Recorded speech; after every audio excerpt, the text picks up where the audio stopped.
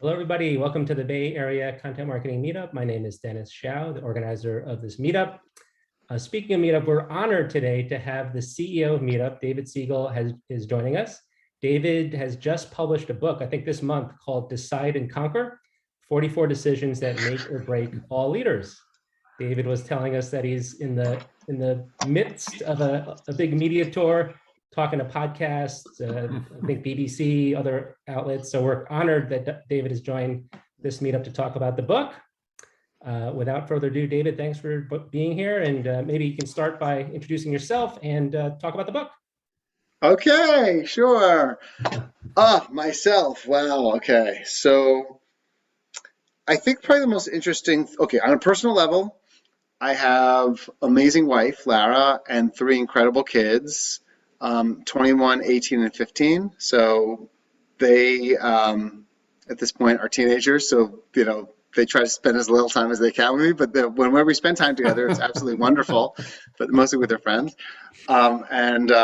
Different phase in life than having like the little kids. And on a professional level, probably the maybe most unique thing about my background is that I actually started my career in human resources, which is not so common that people go from human resources to a CEO, but it should be more common because like in HR, you focus on things like recruiting top talent, building teamwork and collaboration, how to manage people effectively, how to motivate people. And what happened was I was an early employee at a company called DoubleClick, which at the time in the late 90s was basically the internet was powered by DoubleClick. DoubleClick made the internet free because it was the largest network for ad supporting. And then ultimately Google bought it for $3 billion. And like it represents like hundreds of billions of dollars of Google's revenue on an annual basis today. So it was a very good acquisition by Google. So at DoubleClick though, I was in HR and I would be advising managers how to manage people effectively and stuff. And then I started realizing like, man, they're not taking my advice and they're doing like a really bad job. I'd rather just being always an advisor. Like I'd rather like be the person who gets to manage people directly and kind of running a business. So I got really enamored with that idea. And since then, I've worked in a whole bunch of different interesting businesses, from e-commerce, like worked for 100 Flowers for 5 years in an executive position, to very interesting content companies. So I was an executive at a place called Everyday Health, which is similar to WebMD. It's a health oriented online publisher. Then I became president of a couple of and CEO of financial subscription and advertising businesses. One's called Seeking Alpha. I don't know if you ever heard of it, or Investopedia. I was the CEO of Investopedia. And then Adam Newman and WeWork came a knocking, and they said, David, we want you to be the first outside CEO to take over for the founder, Scott Heiferman, who is an amazing person. And I was like, wow, I love Meetup. I was afraid of Adam and WeWork, and if you ever have watched We Crashed, anyone started watching, or anyone read the book Billion Dollar Loser or The Cult of We, or started watching We Crashed or the Hulu documentary? Any of you? No. Okay, it's a pretty crazy story. Well, but you know the WeWork story, of course. So, so I was hired by him about 3.5 years ago. And I had always wanted to write a book because I've gone through so many crises and problems and challenges, and I guess I made a lot of mistakes and had a lot of failures, honestly. And I felt like any opportunity to help people to learn from my mistakes and failures, and I've developed a lot of like philosophies around decision making specifically, because I've seen so many people just like not succeed either in business or even be unhappy because of decision making. Meaning, like, there's a quote by Teddy Roosevelt that really resonated with me, and it's, the best decisions are great decisions, the next best decisions are bad decisions, and the worst decision is like no decision. And I've seen so many people, like, forget like work, but in life, just like have inertia and stick to bad, unhealthy type situations that they were just like not in a good place in, but afraid of kind of going to do something else. And I've always been obsessed with decision making. And I also teach at Columbia entrepreneurship and strategy kind of as an adjunct professor on the side. So I always had this in the back of my head. But then because of the craziness of being part of WeWork's culture and the craziness of the process where WeWork sold Meetup out of WeWork, and then potentially was going to shut Meetup down even, and then kind of running Meetup during a pandemic, like I birthed out a book, basically. Like I wrote 75,000 words, and Eva, you're gonna be amazed, but in like 2 months, I just just typing, just continuously, and it was like a total mess. But then a friend of mine referred me to HarperCollins, which, well-known publisher. And normally people, as Eva knows, like you write like a first chapter and a table of contents, and then you send it to a book agent, and then the agent will read it, and you have to find other agents, and then they might send it to a publisher. I just went around the system kind of. I didn't even know what I was doing. I just kind of wrote the thing almost for like cathartic kind of reasons of just almost like mental health. Just kind of getting it out there. And it was spelling mistakes, grammar mistakes, but he read it and he was like, this is good. This is actually like really good. Here's an advance. And I'm like, okay, because I'm not doing it for the money or anything. Just like whatever small, it wasn't like a meaningful amount, but it was a certain dollar amount. But he's like, but you need to work with like a real editor to like clean this thing up. And that was it. So then we published the book. And then after writing it for 2 months, then the editing took, like 8 months of like different people. And then, the cover and blah, blah, blah, blah, blah. And the book, came out a month ago. It's been very meaningful. And that was a crazy long answer to your very short question to tell us about you. So I will try to be like a lot more concise next time. So, you can ask anything you want about leadership principles, about decision-making, around Meetup, around me personally. It could be like literally you can be as personal as you want. I don't care. Anything that might be interesting to you, I'm game. Well, I actually have two background questions since you talked about Columbia. Do you know David Rogers, and do you know John Younger, who writes at Forbes? He's a former HR manager. I know the name John Younger, but I don't know either of them personally. Okay. If you want to connect me, then happy to meet either of them. Yeah, John Younger posts something on freelancing probably pretty much every day. He would be a big fan of That's Meetup. probably why I thought I heard of it. That's probably why I've heard of him. It's actually, there is a Forbes article. There's not that many articles about the book. There's only one article about the book. Not one, pretty much one in Forbes. And it was basically highlighting the biggest mistake I've ever made in my entire career. I decided to write an ethicist wrote an article about it. So I can share that later on if you want. Okay, Craig, you got a question? Or no? Oh, that was it. Okay. Well, I wanted to hear more about Alley Corp down the road, but what the company's doing now. But yeah, I'm happy to tell you about Alley Corp. So let me do Caroline's question first, sure, and then I'll go to Alley Corp. And Alley Corp, by the way, for those of you who don't know, is the company that acquired Meetup out of WeWork. That's what Alley Corp is, and it's kind of an interesting story how that works. But so let's talk about Caroline's question first. Okay, so.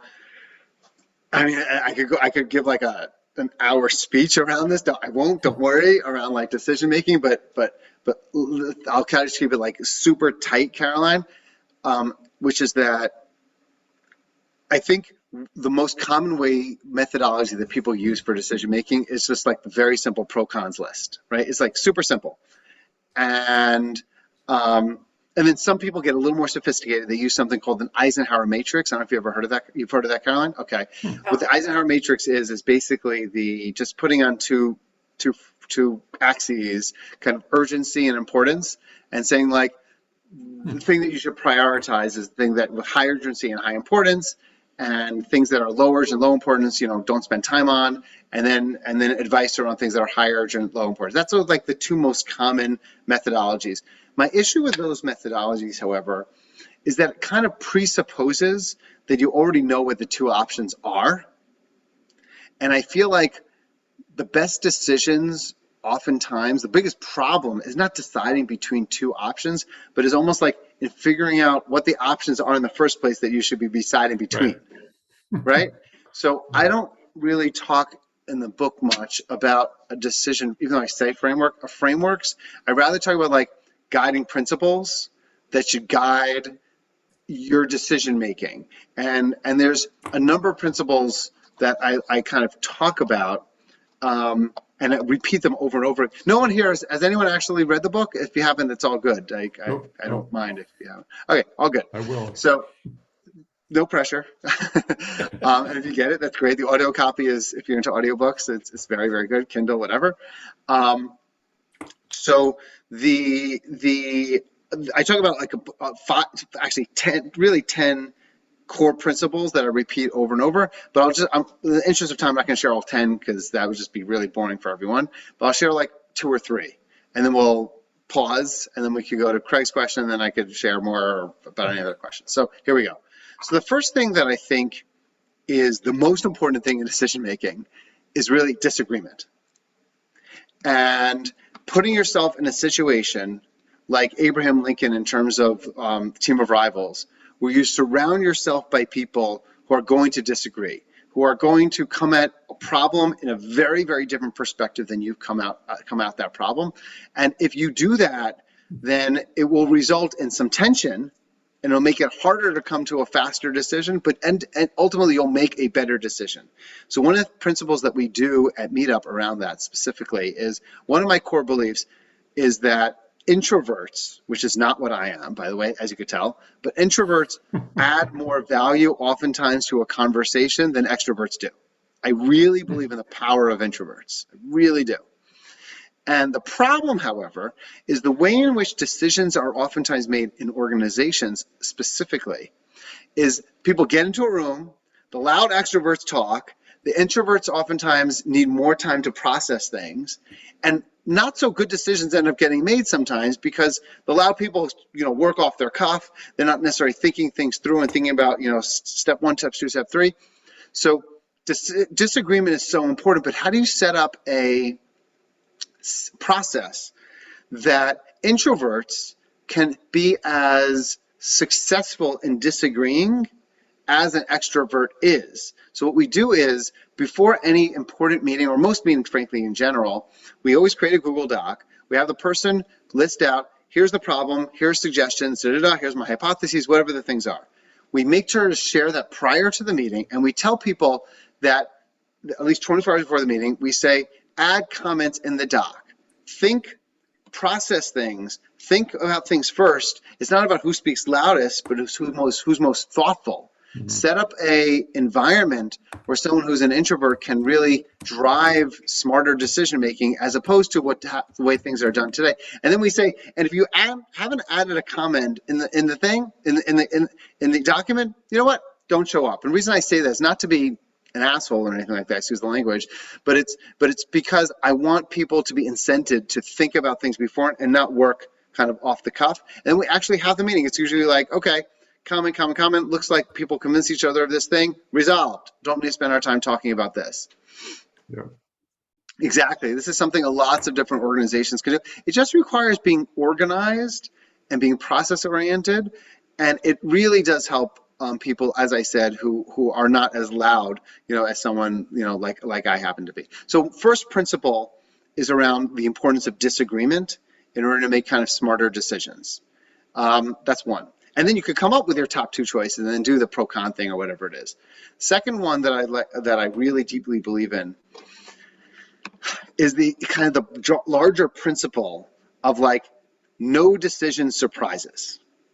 So what I mean by that is, if you're a work organization or even in life, and you say, my goal is to never surprise the people who work for me, never surprise the person I'm working for, never surprise my colleagues, never surprise my partner in life, never surprise my kids, never surprise my parents, never surprise my friends, usually good things happen if you just say, I'm going to avoid surprising people. Because,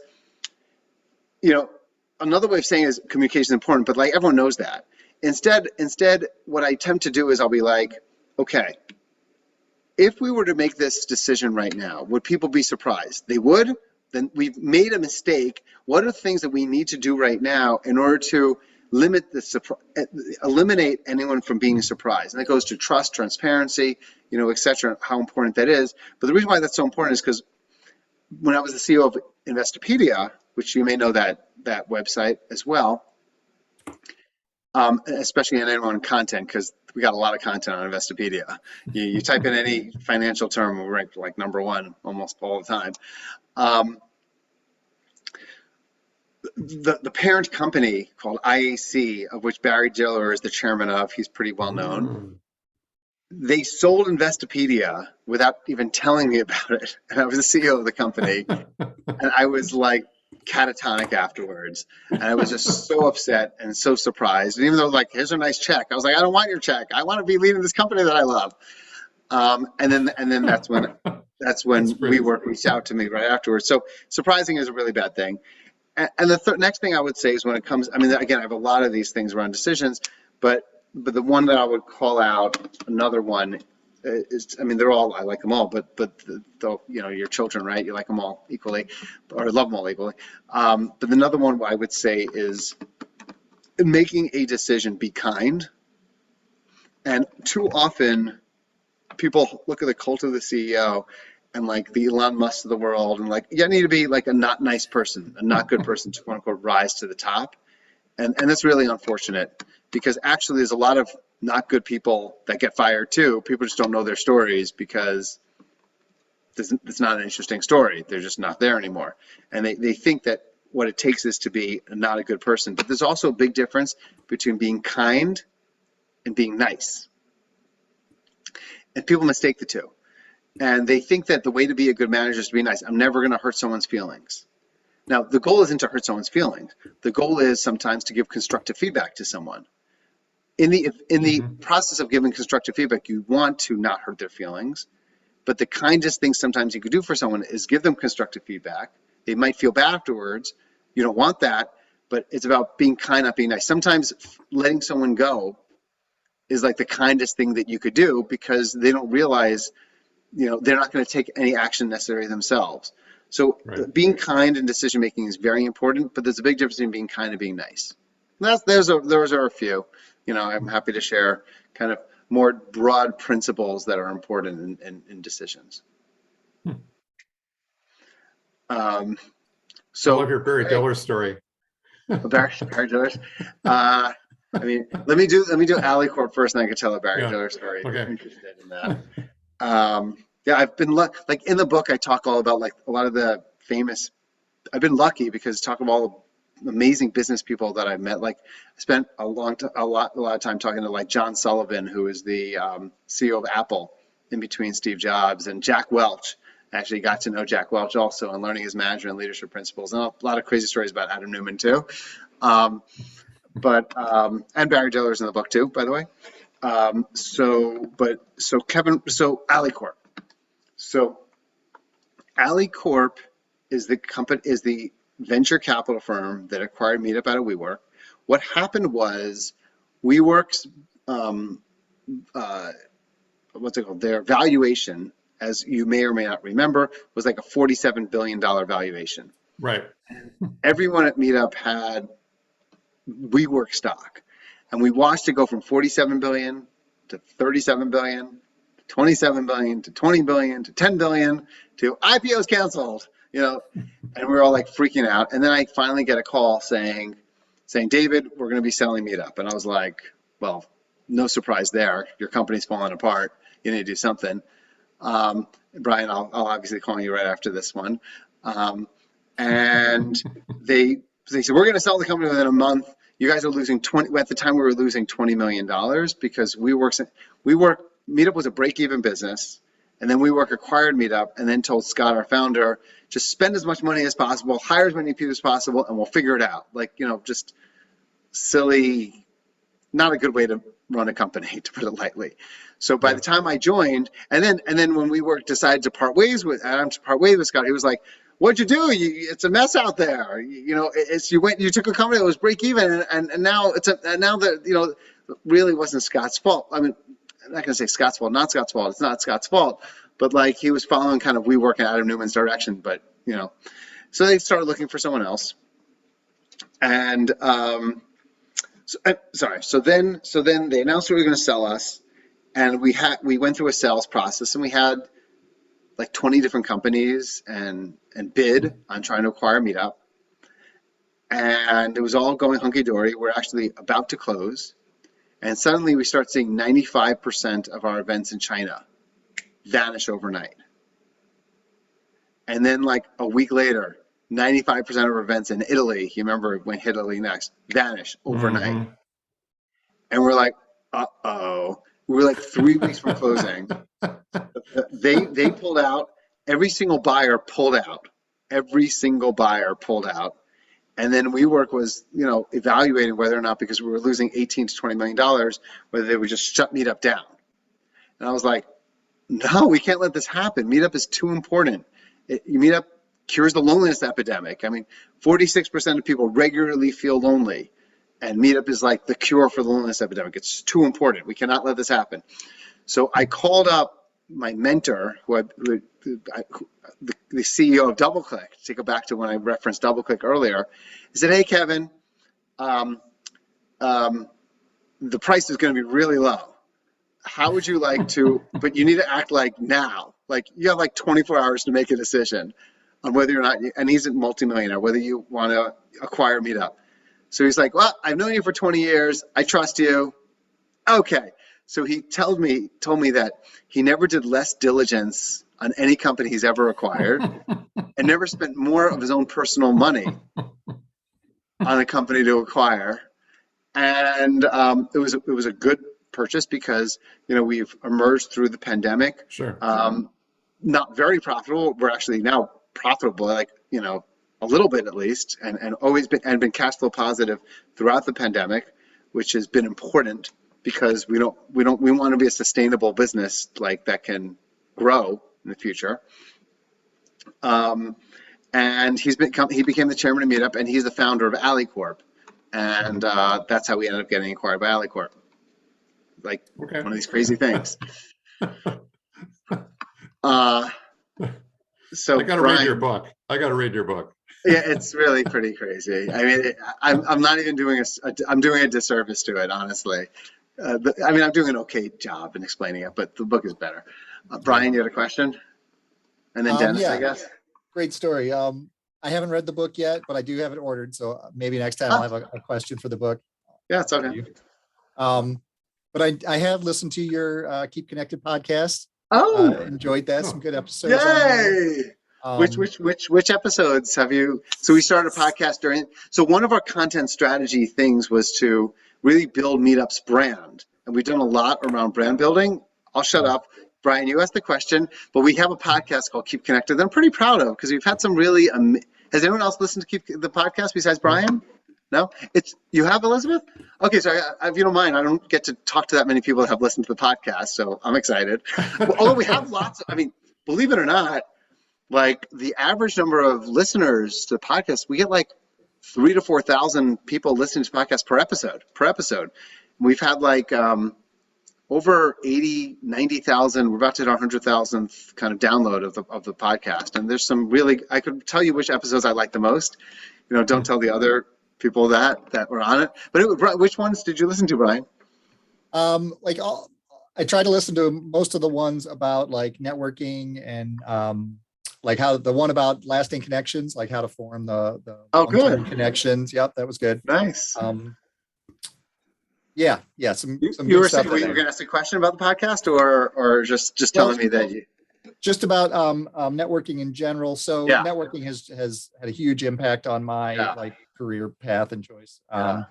And so I'd be interested in hearing some of your like kind of crazier networking stories, like things that have happened in your career that have been a direct result of. Oh my gosh, I got to tell you a story. You're going to love this one. You're going to love this story on networking. Okay.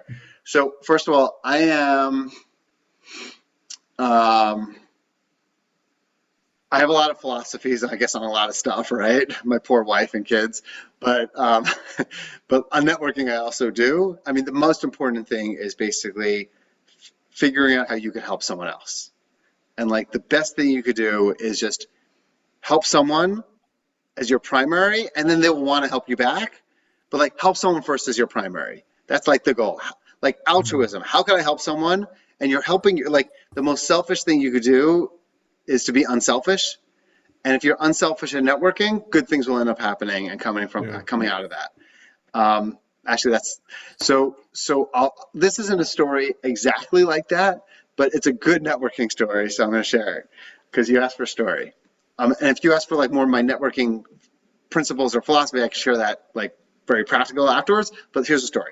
Okay, so when I was in, first of all, I mean, this sounds, again, I hate how boastful this sounds, so please excuse me for this one.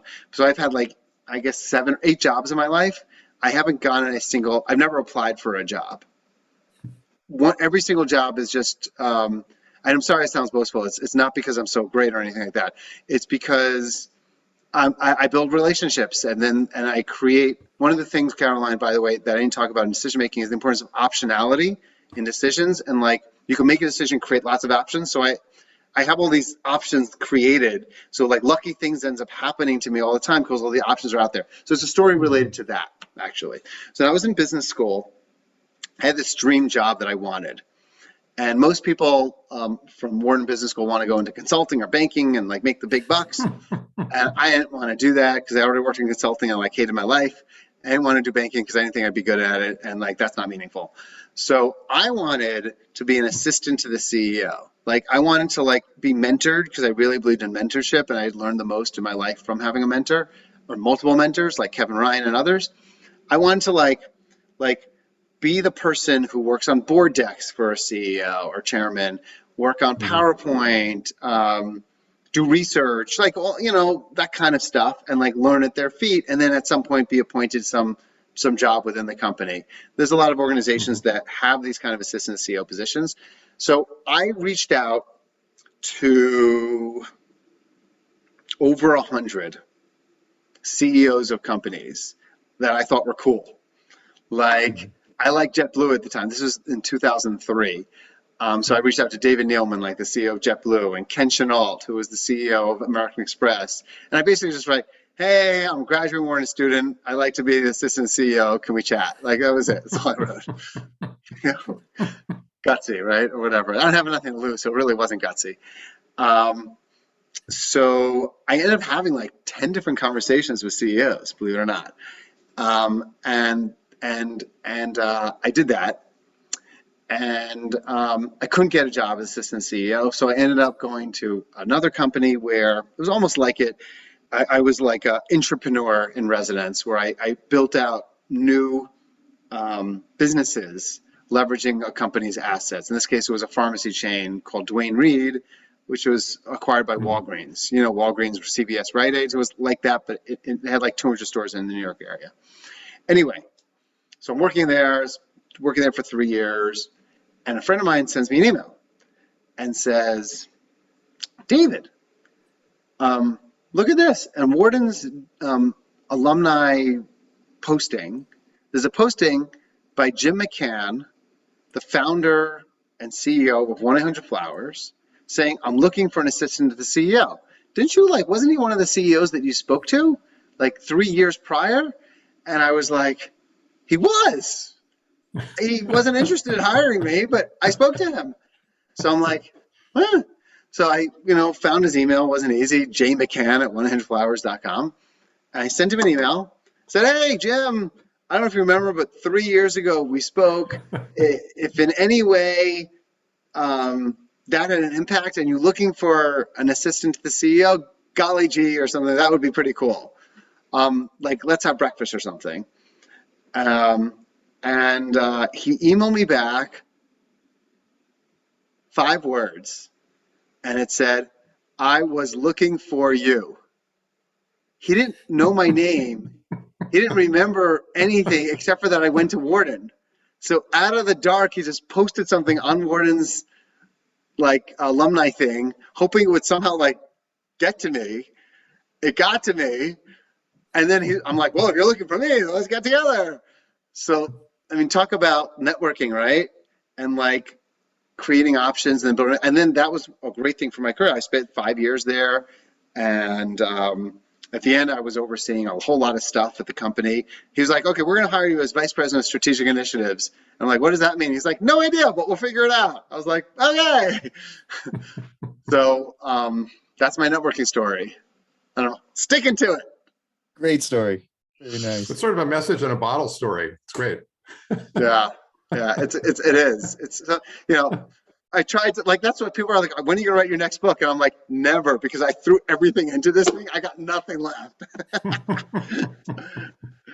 And I'm like, I hope I don't have that exciting of a life that like there's enough material for another book. Like, I'd rather be a little bit more boring after having too much excitement. Okay, that answers that. Long. Life is long. You'll come up with something. Maybe, yeah, I know. We'll see. Life is long, thank God. And I hope it's as long as possible. I'm hoping. Yeah, I'm hoping. I mean, I take some random anti-aging pill. I don't even know what the hell's in it, but like, I felt like it can't hurt. The CEO of Evite, who I became pretty good friends with, Evite, I got together, like, see if we could do something between Meetup and Evite. And I saw him, and we built a relationship in COVID. I'm like, God, you're a lot taller than like I would have thought. He's like, okay, you're not gonna believe this, David. He's like, I'm gonna show you something. And he's like, I was 2 years ago, the doctor, I was 5'11". A year ago, I was 5'11 and a half, and I'm now 6 feet. And he's 51 years old, by the way. I'm like, that's what? Weird. So he's like, I take this anti-aging pill. He's like, somehow all my gray hair turned black. I'm like, okay, whatever. I don't even know what's in it. I don't think it's like dangerous per se, but I don't know if it's changed your hair color, but I'll give it a try. I'm actually 80 years old right now. What is it? It's called Great testimonial. Now, what's it called? It's called Elysium. If one of you could look it up, just type. I could get the bottle. Here, I'll get it from my room here. Type in Elysium. You'll be able to find it. Whatever. Anyway, Dennis, you had a question? Yes, if you don't mind, I have a question about Meetup business strategy. So you have pre-pandemic, the pandemic comes and Meetup had to pivot in a sense. So I know one of the big things was you added the online, like the URL for the online meeting, which we adopted. Now, knock on wood, the world is starting to open back up. Are you thinking differently about Meetup going forward now that we're starting to resume in person? Yeah, of course. So first of all, the number one question by organizers oftentimes is, are we still going to have online events? And the answer is hell yeah, because they're so important. And we never want to get rid of them. And the funny thing is, it's like a lot of times you have strategy and then you have reality, right? And reality meets strategy, reality wins. And, at Meetup, the number one reason why we turned organizers down for 18 years prior to the pandemic, by the way, our 20th anniversary is this June 14th. Oh, happy to talk about hybrid too, Elizabeth. Is because people wanted to have exclusively only virtual groups, not like some virtual, some virtual only. And we're like, you can't be a virtual group on Meetup. In fact, our founder, Scott Heiferman, went to a WeWork summer event because, they have these crazy summer events, and took a sledgehammer to a VR device and went up on stage in front of thousands of people and started smashing the VR device into little tiny pieces, saying, we're all about technology to get people off of technology and not to use technology because technology is evil, the whole thing. So it was like religion almost at Meetup, that like where IRL is religion. And then when the pandemic hit, like I got everyone in a room and I was like, not everyone in a virtual room, right? And I'm like, okay, is our mission, is our goal IRL in real life? Or is our mission connections and building connections? It's clearly about building connections. So we quickly, launched the MVP version, and it was massive problems with it, but we rolled it out. It was fine. And I'm so frustrated by it. I'm not frustrated, but anyway, so the future, of course, and the reason why online events are really helpful, number one, is that it's a lot less planning that you have to do to create an online versus like finding the venue, etc. Number two is that you could meet people all around the world, potentially, or certainly around the United States for an online event, and that's like a really cool experience. Number three is for people who live in more remote areas, or like Elizabeth, like where there may not be a content marketing, group in Elizabeth. Where do you live? Oh, Sierra Nevada. In the Sierra Nevada? Just north of Yosemite. just north of Yosemite. Okay, it's probably not a content marketing. You could tap into the content marketing group here or any other kind of content marketing group potentially, in other places. And that is a really important thing for people who live further away, and for people who are, don't have the money to be able to even, take a train and drive and park into a city. It makes it much more accessible. So accessibility is really important. So it'll for sure stay. And in terms of kind of the future of Meetup, the thing that I am particularly bullish on is the concept of how we can enable much better communication and relationships between people prior to events, after events, in lieu of events, etc. So, who here has used Airbnb? Like everyone or most of us have used Airbnb? Okay, if you haven't, it's okay.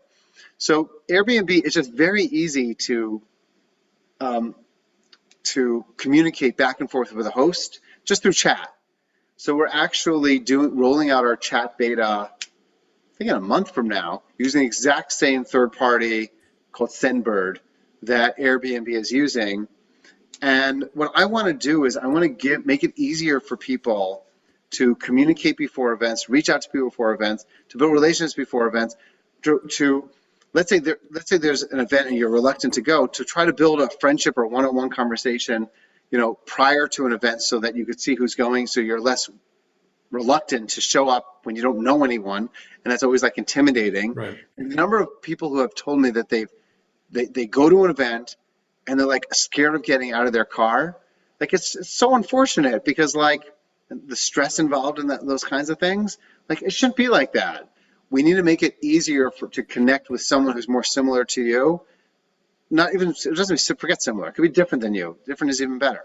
But someone who is also interested in connecting some way prior to an event, and then the relationships could be built, which I think is what Meetup is about. It's about building connections between people around areas of passion, around interest, etc. So that's going to be an increasing area of focus, for Meetup in the future. I have sort of a follow-up question to Dennis's question about the future of meetups. In the Bay Area, I found, pre-pandemic, I was going to probably 3 or 4 meetups a week. A lot of them at LinkedIn because they have really good desserts, But initially I was going to things even up in San Francisco, which is really too far from San Jose, but maybe Palo Alto would do it. But with the pandemic, a lot of that stuff has gone online. Some of it's gone global, like the Lean product startup, or Meetup, which is one that was started by Dan Olson. He was a product manager at Intuit originally. That's become very international. It's very common to have people from Portugal, Brazil, Serbia, whatever, dialing in. But a lot of the tech meetups have just stopped happening. And I'm wondering, you've probably seen it in the data for meetup.com, but I'm wondering, what do you think is the problem with tech meetups? And I'm also asking from the point of view of 10 years ago, there were a lot of bar camps going on. I was involved in a group in Portland, Oregon that did a lot of bar camp and, sort of self-organizing conference organizing. And that also has just kind of disappeared. So it's like there's some sort of cultural change where people got tired of doing it, or they got tired of running meetups, maybe if they were techies. How do you see the path forward for that? Yeah, so currently, believe it or not, because I could look online, I could show you. Oh, weird. Okay, hold on. I'm going to try to find the data right now. Give me a second. I just looked at the report today. I won't. It's going to take me too long to find it. Okay, so right now, 75% of our meetups meetup events last week were IRL, in person, globally, and 25% were online. And it's like every single week, it's increasing by on average a percentage. So it was 10 weeks ago, 65%, then 9 weeks ago, 66%. Literally just every week it's going up by around a percentage. It'll probably level out at, let's say, 80%. So we are certainly more in person than online today. And there are plenty of online events happening. In fact, we created, it's very easy. You could toggle on the app. I don't know if you've done this before, but you look on the app and just look at in person only. It makes it a lot easier to find. Right. So that's what I do, because online's great. I like in person and online, but a lot of times I will just, go on the app, and then on the app I'm able to look at just choosing in person only, and you'll be surprised. I think you will see quite a lot of events in the Bay Area that are in person. Now, there may be different groups or events than you're familiar with, but I encourage you to take a look and just choose in person only and see what you see. But my hope and expectation is that people are going to be, and I'm seeing it already in the data, people coming back to in person. I think it also varies depending on locations quite significantly. So for example, in Florida, Texas, everything's back to in person. It's like 90% in person. COVID never even hit those places, apparently. I know it's ridiculous, but kind of true. I went to Miami in the middle of the pandemic, and I couldn't believe my eyes. And in more, in more heavy blue states, and certainly heavy blue cities within states, it's highly correlative to taking longer to get back to in person. And if you think about one of the most blue areas in the country, it is the Bay Area. Sure. So if you check out Miami in person, or Dallas or Houston, it's like back to the same. So Portland, Oregon, not, again, taking a while. It's really directly related, fascinatingly, to the red-blue kind of sad red-blue divide that exists in the country. Well, wait a minute. Portland is really blue. Portland, Oregon itself is very I was blue. referring to Portland, Oregon as blue. Oh, okay. It's like the bluest. Yeah. No, Portland, Oregon is more blue than San Francisco, probably. I'm backwards. I was backwards on that. Yep. Yeah. No, so same thing. I was saying Miami and Texas is one thing, and San Francisco, Portland is a separate thing. But I really do encourage you to look at in person. And Craig, I think you will find stuff. In fact, great stuff back to in person as well. Just do a quick look, even while we're talking. Actually, it's on desktop and mobile. You could find stuff.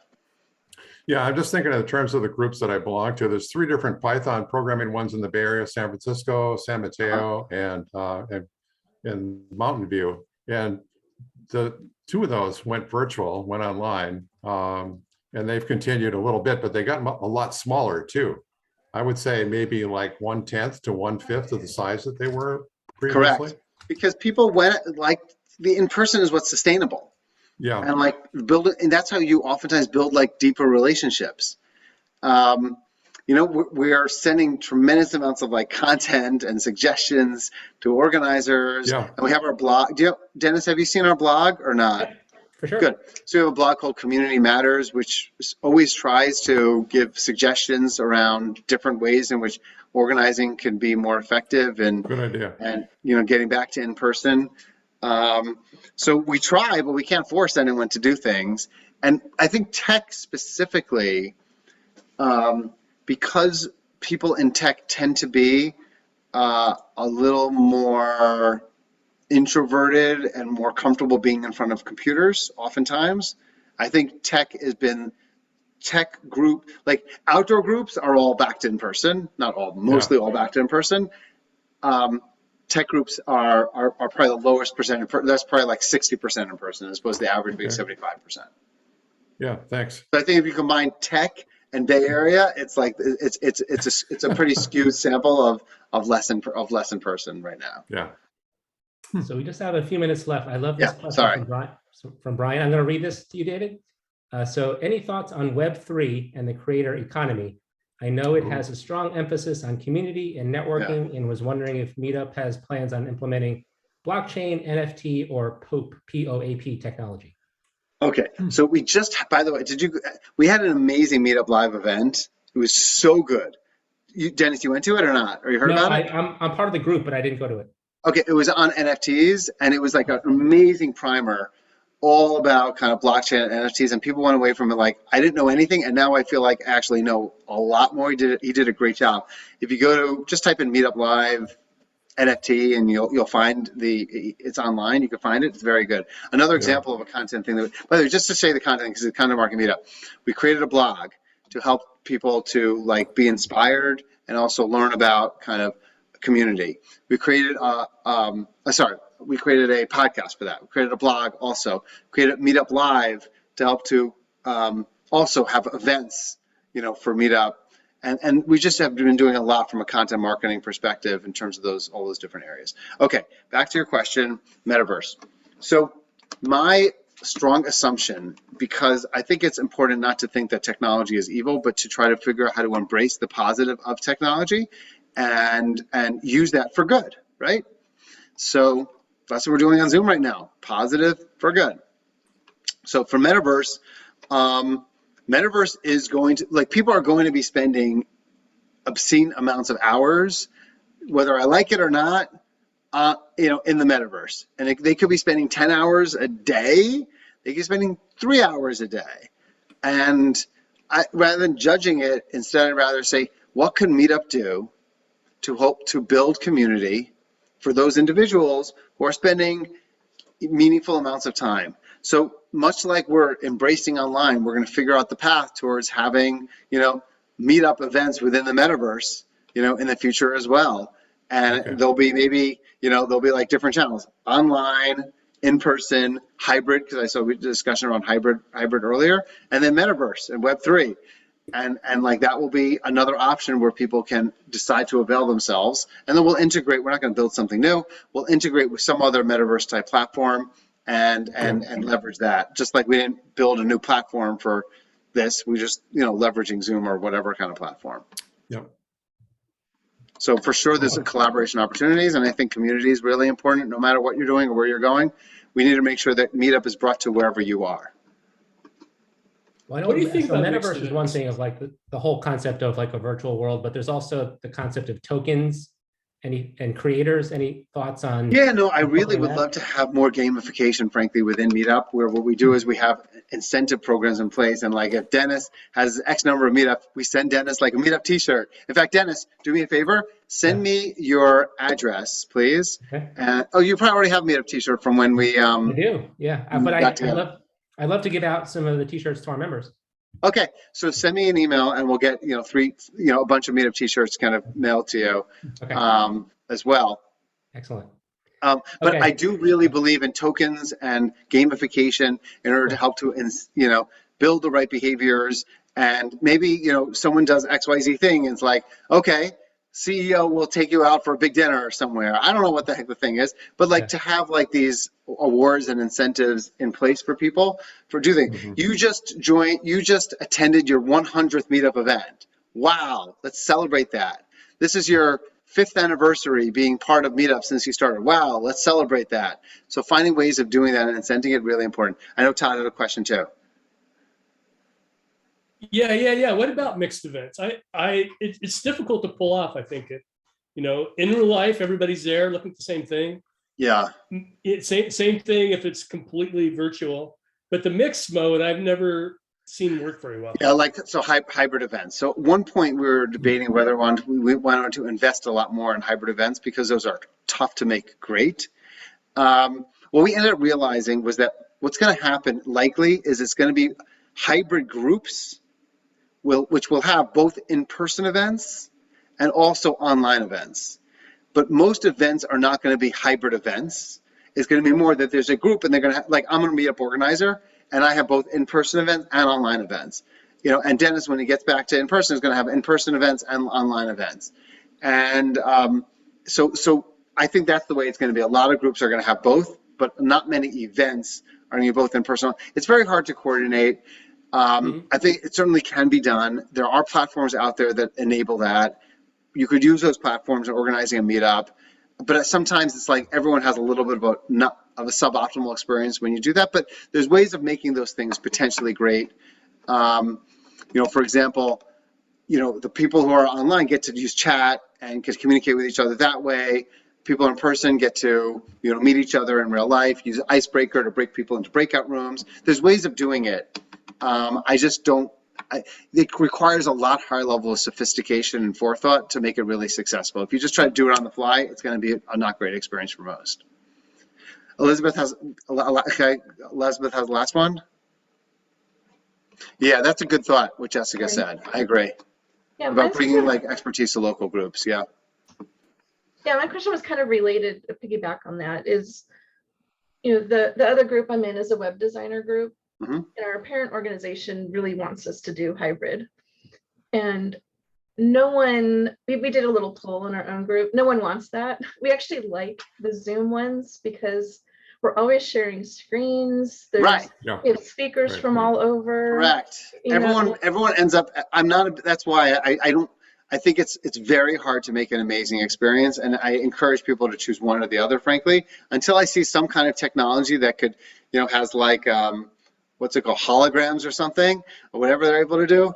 Like, I think it should be honestly more one or the other, unless you're going to put a lot of time and energy into it. But I like Jessica's suggestion around, like, imagine if you get 20 organizers together and they have Malcolm Gladwell speak, like, some amazing potential, not me because I'm not, but like some amazing speaker, speak, that could be quite great. In fact, within our pro product, we have something where, like, the organizer of a group that has 100 different branches could have one event and then invite all the different. Yeah. Exactly. Yeah, Then invite everyone to that. It's called a network event.